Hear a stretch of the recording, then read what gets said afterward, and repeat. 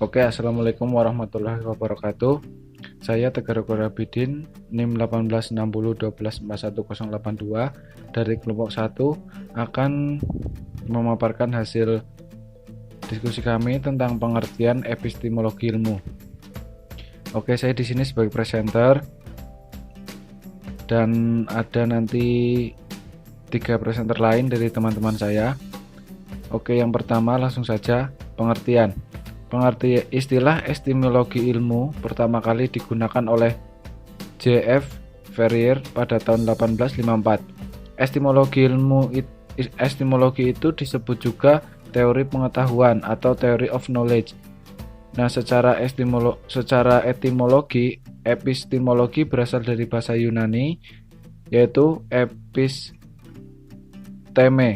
yang artinya pengetahuan dan logos berarti teori.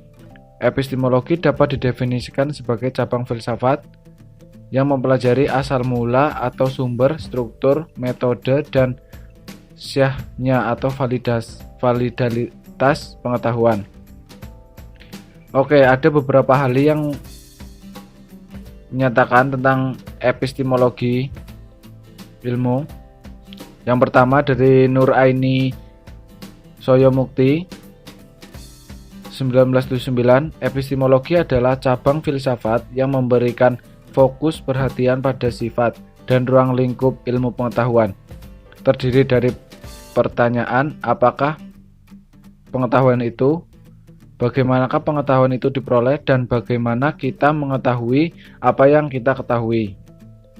Kemudian dari Amsal Bakhtiar 1960, epistemologi adalah cabang filsafat yang mempelajari dan mencoba menemukan kodrat dan skop pengetahuan, pengandai-andaian dan dasarnya, serta penanggung-jawaban atas pernyataan mengenai pengetahuan yang dimiliki dasarnya, serta penanggung-jawaban atas pernyataan mengenai pengetahuan yang dimiliki. Kemudian dari J.A. Niels Mulder menjelaskan bahwa epistemologi adalah cabang filsafat yang mempelajari tentang watak, batas-batas, dan berlakunya dari ilmu pengetahuan. Kemudian dari Abbas Hamam Mintorjo berpendapat bahwa epistemologi adalah bagian filsafat atau penilaian atau pembenaran dari pengetahuan yang terjadi. Nah, itu merupakan pendapat tentang epistemologi ilmu menurut beberapa ahli. Oke, pada slide selanjutnya yaitu persoalan-persoalan yang terkandung dalam epistemologi. Yaitu ada 4. Yang pertama, bagaimanakah manusia dapat mengetahui sesuatu? Yang kedua, dari mana pengetahuan itu diperoleh? Yang ketiga, bagaimanakah validitas pengetahuan itu dapat dinilai? Dan yang terakhir, yang keempat, apa perbedaan antara pengetahuan a priori atau pengetahuan pra-pengalaman dengan pengetahuan a posteriori atau pengetahuan purna pengalaman oleh Harun Nasution tahun 1973 halaman 10. Nah, itu tadi persoalan-persoalan yang terkandung dalam epistemologi. Selanjutnya yaitu epistemologi mempunyai 2 cabang. Nah, yang pertama yaitu filsafat pengetahuan atau theory of knowledge, dan yang kedua filsafat ilmu atau theory of science. Nah, dari kedua cabang tersebut mempunyai objek material berbeda. Yang pertama yaitu objek material dari filsafat pengetahuan yaitu gejala pengetahuan, sedangkan objek material dari filsafat ilmu yaitu mempelajari gejala-gejala ilmu menurut sebab terpokok. Nah, itu tadi cabang dari epistemologi dan objek materialnya.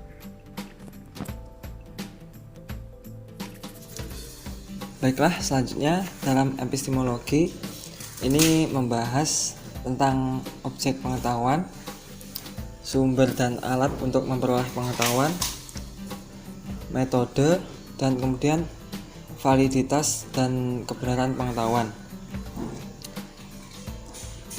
Jadi epistemologi akan menunjukkan asumsi dasar ilmu agar penelaahan filsafat ilmu tidak terpaku pada ragam objek material ilmu. Dengan bantuan telaah epistemologi ini akan didapat pemahaman hakiki tentang karakter dan objek ilmu. Misalnya terdapat karakter yang berbeda antara ilmu-ilmu alam dan ilmu-ilmu sosial humaniora dalam hal objek material. Bahwa ilmu alam memiliki karakter objek yang deterministik, sedangkan ilmu sosial humaniora memiliki karakter objek yang indeterministik dan penuh motivasi. Kemudian menurut Surajio, istilah-istilah lain yang setara dengan epistemologi ini adalah yang pertama ada kriteriologi, yakni berasal dari kata kriterium yang berarti ukuran.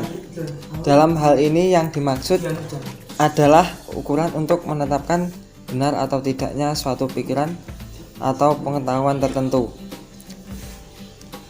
Dengan demikian,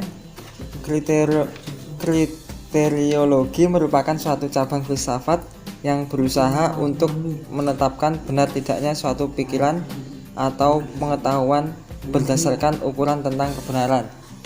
Kemudian gnesiologi berasal dari kata gnosis dan logos. Dalam hal ini gnosis berarti pengetahuan yang bersifat keilahian, sedangkan logos berarti ilmu pengetahuan. Jadi pengetahuan atau cabang filsafat yang berusaha untuk memperoleh pengetahuan mengenai hakikat pengetahuan, khususnya mengenai pengetahuan yang bersifat ilahiyah. Dan yang ketiga ada kritik pengetahuan. Kritik pengetahuan adalah suatu usaha manusia untuk menetapkan apakah sesuatu pikiran atau pengetahuan manusia itu sudah benar atau tidak benar dengan jalan meninjaunya secara mendalam. Kemudian ada logika material. Logika material akan selalu terkait dengan logika formal, yaitu logika yang bersangkutan dengan bentuk-bentuk pemikiran. Sedangkan logika material, logika yang berkaitan dengan isi pemikiran. Dan yang terakhir ada filsafat pengetahuan. Filsafat pengetahuan ini salah satu cabang filsafat yang membicarakan masalah hakikat pengetahuan. Jadi apabila kita membahas tentang filsafat pengetahuan, yang dimaksud dalam hal ini adalah ilmu pengetahuan kefilsafatan yang secara khusus hendak mengkaji untuk memperoleh pengetahuan tentang hakikat pengetahuan. Mungkin itu saja. Selanjutnya kesimpulan akan dibahas oleh Mas Surya. Baik, saya Rifki Suryanugraha, NIM 176041095. Selanjutnya yaitu kesimpulan.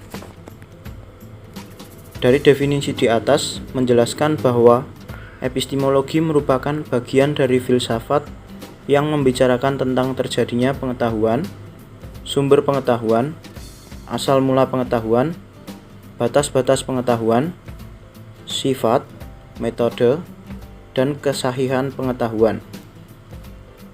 Jadi, objek material epistemologi adalah pengetahuan, sedangkan objek formalnya adalah hakikat pengetahuan.